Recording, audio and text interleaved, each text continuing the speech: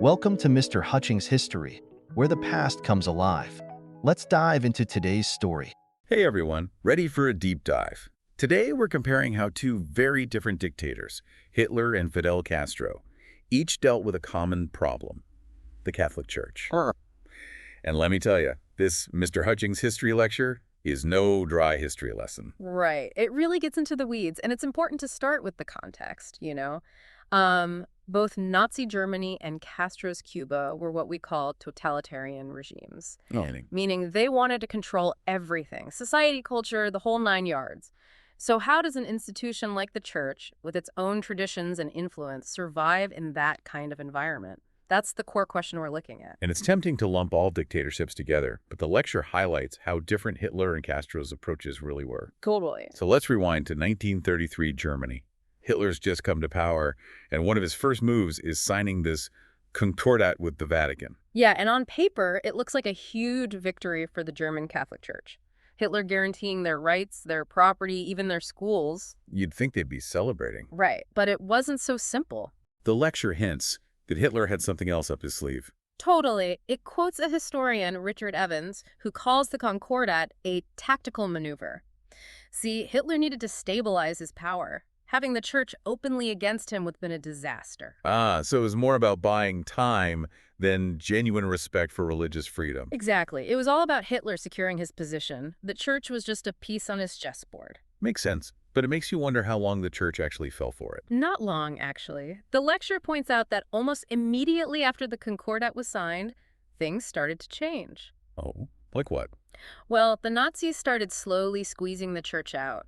They shut down some Catholic schools, silenced priests who criticized them, basically making it clear they weren't going to play nice forever. So much for keeping promises, huh? That's a classic bait and switch. It's amazing how differently Castro handled things in Cuba. He was practically at war with the church right from the get-go. Oh, absolutely. Remember, Castro was leading a communist revolution. Atheism was practically written into the ideology. And on top of that, The church in Cuba was seen as being in bed with the Batista regime, the one Castro had just overthrown. so getting rid of the church wasn't just ideological, it was strategic too. 100%. It's like the lecture says, Castro saw the church as the symbol of the old order, the very thing he was fighting against. Wow. Talk about a clean break. It really is. The lecture even quotes this historian Richard Gott, who says, Castro wasn't just against religion, right? It was more about breaking the power of the old elites, the ones tied to Batista. Dismantling the church was part of creating this whole new socialist system. Like hitting reset on Cuban society. Exactly. And at first, that's what Castro did. Declared Cuba an atheist state, kicked out priests, took over church property, no hesitation. But then things get really interesting. The Soviet Union collapses, Cuba's economy is a mess, and suddenly Castro's singing a different tune about the church. Yeah. It's wild, right? Like a total 180. The lecture points to this as a major turning point. Without the Soviets, Castro needed new allies, both inside Cuba and internationally. And who does he turn to? The very institution he'd spent years trying to crush. The Catholic Church. It seems crazy for a guy like Castro, so driven by ideology. Was it genuine or just a power move? Historians still debate that, but the lecture makes a good case for pragmatism being key. Meaning?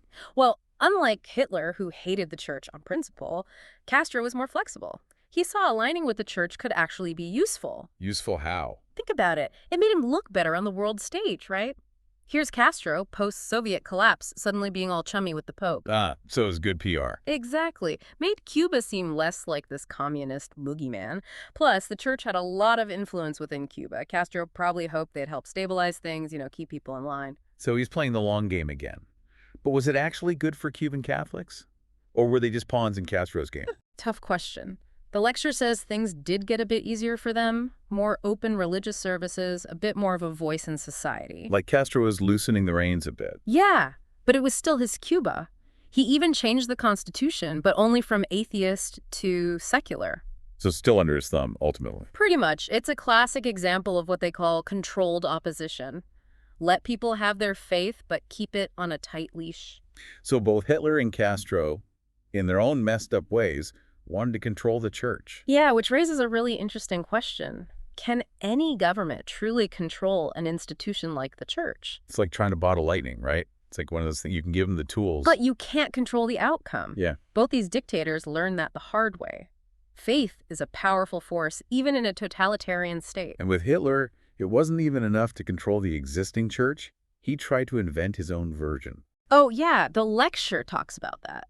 Hitler was obsessed with this idea of a German Christianity that fit with Nazi ideology, completely wiping out the Jewish influence, twisting the scriptures to support his ideas. And that's how you get the Reich Church, right? Exactly. Basically, Hitler's puppet church. But people weren't buying it, even in Nazi Germany. The lecture mentions this guy, Dietrich Bonhoeffer, a theologian who saw right through Hitler's BS. He called Hitler out. That took guts. He did, and he paid for it with his life, unfortunately.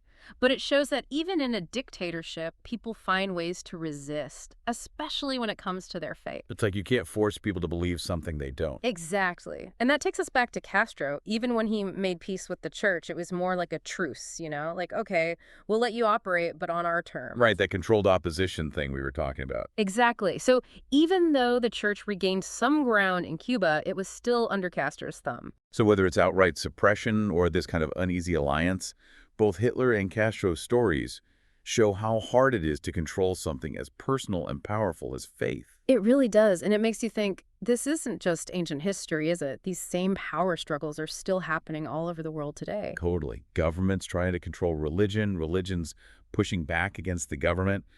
It's a tale as old as time. It is. It makes you wonder where else these tensions are playing out today. What can we learn from history about how these power struggles might play out in the future?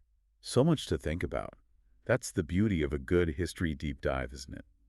It's not just about the past. It's about understanding the present and even the future. Well, folks, from the rise of Nazism to the Cuban Revolution, we've seen how two very different dictators grappled with the power of the Catholic Church. It's a story of ambition, resilience, and the enduring power of belief. Until next time, keep asking questions, keep exploring, and we'll see you on the next deep dive.